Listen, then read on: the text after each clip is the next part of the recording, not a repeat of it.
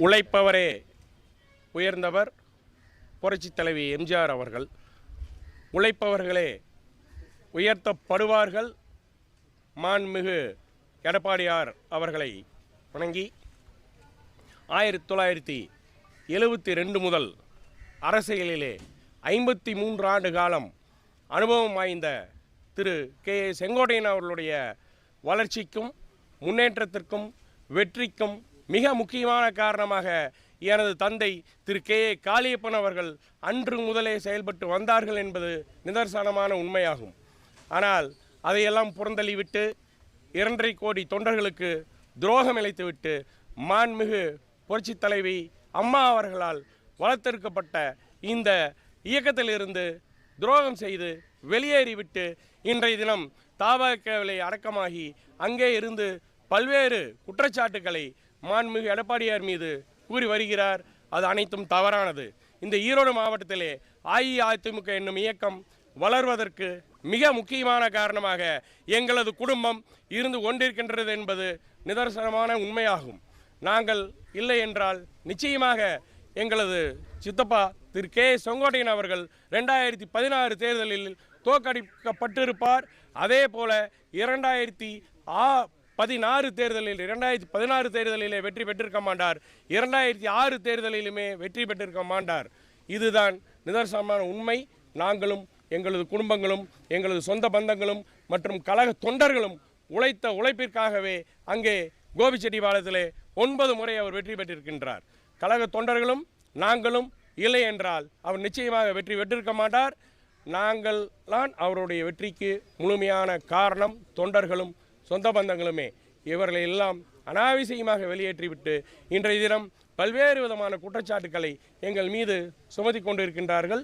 இந்த அவதூறு பரப்புவதை தயவு செய்து கைவிட வேண்டும் என்று இந்த பேட்டியின் வாயிலாக நான் கேட்டுக்கொள்கின்றேன். அது மட்டுமின்றி இந்த திராவிட முன்னேற்ற கழக ஆட்சியிலே அதிகாரிகளுடைய ராஜ்யம் மிக அதிகமாக நடந்து கொண்டிருக்கின்றது. அதற்கு உதாரணமாக திமுக தொண்டர்களுக்கு இதுவரை குறிப்பாக கோபிச்செட்டிப்பாளையத்திலே ஒரு காரியங்கள் கூட மாவட்ட செயலாளர் அவர்களால் அங்கே நிறைவேற்றி கொடுக்கப்படவில்லை என்பது மிகுந்த வருத்தத்துக்குரிய விஷயமாக நாங்கள் கருதுகின்றோம். அது மட்டுமின்றி மாண்புமிகு முதல்வர் அவர்களுடைய பெயரை சொல்லி கோபாலபுரம் SA ரமேஷ் என்பவர் இங்கே துறைப்பாக்கத்திலே சென்னையிலே அமைந்துள்ள CL பெயின் மேத்தா கல்லூரி மற்றும் சிஷ்யா OMR பள்ளியை சுமார் 700 கோடி ரூபாய் மதிப்புள்ள அந்த நிலங்களை அவர்கள் வளைத்து போட முதல்வர் குடும்பத்தின் பெயரையும் குடும்ப உறுப்பினர்களுடைய பெயரையும் தவறாக பயன்படுத்தி அந்த விஷயங்களை நிறைவேற்றி கொண்டிருக்கின்றார்கள். இன்றைய தினம் 40,000 மருத்துவமனைகளுக்கு சொந்தமான கல்லூரியை அவர்கள் ஆக்கிரமித்திருக்கின்றார்கள். முதல்வருடைய பெயரை தவறுதலாக பயன்படுத்தி கொண்டிருக்கின்றார்கள். இங்கே இந்த திராவிட முன்னேற்ற கழக ஆட்சியிலே கழக தொண்டர்களும் யாரும் மகிழ்ச்சியாக இல்லை, பொதுமக்களும் யாரும் மகிழ்ச்சியாக இல்லை. எனவே வருங்கால முதல்வர் மாண்புமிகு எடப்பாடியார் அவர்களை சந்தித்து நாங்கள் எங்கள் குள்ளம்பாளையம் கிராமம் மற்றும் கோபி தொகுதி மக்கள் இங்கே எங்கள் மாவட்ட பொறுப்பு செயலாளர் அண்ணன் செல்வராஜ் அவர்கள் முன்னிலையிலே இன்றைய தினம் மாண்புமிகு வருங்கால முதல்வர் அவர்களிடம் நாங்கள் இணைந்திருக்கின்றோம். இதை எங்களை இணைத்து கொண்டதற்கு வருங்கால முதல்வர் எடப்பாடியார் அவர்களுக்கு நெஞ்சார்ந்த நன்றியினை எங்களது சார்பாகவும் எங்களது குடும்பம் சார்பாகவும் குள்ளம்பாளையம் கிராமம் சார்பாகவும் கோபி தொகுதி மக்கள் சார்பாகவும் இங்கே தெரிவித்துக் கொள்கின்றேன். நன்றி, வணக்கம்.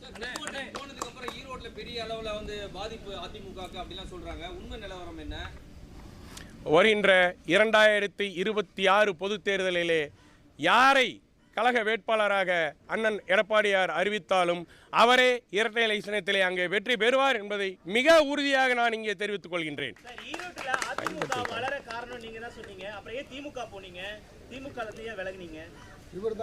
என்ன கேட்குறீங்க? நீங்க அதிமுகல தான் இருந்தீங்க. அதிமுகவிலிருந்து திமுகவுக்கு போயிட்டு திரும்பவும் திமுகல நேற்று உங்களை நீக்கி இருக்காங்க. இன்று சேர்ந்திருக்கீங்க. என்ன காரணம்? அதாவது நான் பிறந்ததிலிருந்தே அதிமுக குடும்பத்திலேயே வளர்ந்தவர். நாங்கள் எல்லாம் கூட்டு குடும்பமாக 1996 வரை ஒரே குடும்பத்திலேயே நானும் திரு கே செங்கோட்டையன் அவர்களும் ஒரே குடும்பத்திலே ஒரே வீட்டிலே தான் வாழ்ந்து வந்தோம். 2019 எனக்கும் அவருக்கும் ஏற்பட்ட கருத்து வேறுபாட்டால் அவர் செய்த சில வேலைகள் காரணமாக நான் இந்த இயக்கத்திலிருந்து வெளியேற வேண்டிய ஒரு சூழ்நிலைக்கு தள்ளப்பட்டேன் என்பது நிதர்சனமான உண்மை. மீண்டும் அவர் அஇஅதிமுகவுக்கு துரோகமளித்துவிட்டு தவேகாவுக்கு சென்றதை எங்கள் குடும்ப உறுப்பினர்களால், எங்கள் கோபி தொகுதி மக்களால் ஏற்றுக்கொள்ள இயலவில்லை. எனவே நாங்கள் மீண்டும் மாண்புமிகு வருங்கால முதல்வர் எடப்பாடியார் தலைமையிலே மீண்டும் இங்கே நாங்கள் வந்து சேர்ந்திருக்கின்றோம்.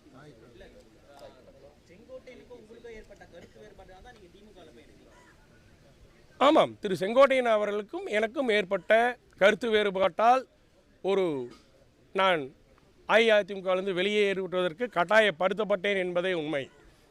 மீண்டும் தாய் கழகத்திலே நாங்கள் இணைந்திருக்கின்றோம். கிட்டத்தட்ட எனக்கு தெரிந்து கோபி தொகுதியிலே 100க்கும் மேற்பட்டவர்கள் திரு கே செங்கோட்டையன் அவர்களால் வெளியேற்றப்பட்டிருக்கின்றார்கள் அஇஅதிமுகவிலிருந்து. ஈரோடு மாவட்டம் என்று எடுத்துக்கொண்டால் கிட்டத்தட்ட 5000 நபர்களுக்கு மேற்பட்டவர்கள் திரு செங்கோட்டையன் அவர்களால் வெளியேற்றப்பட்டிருக்கின்றார்கள் என்பதே உண்மை.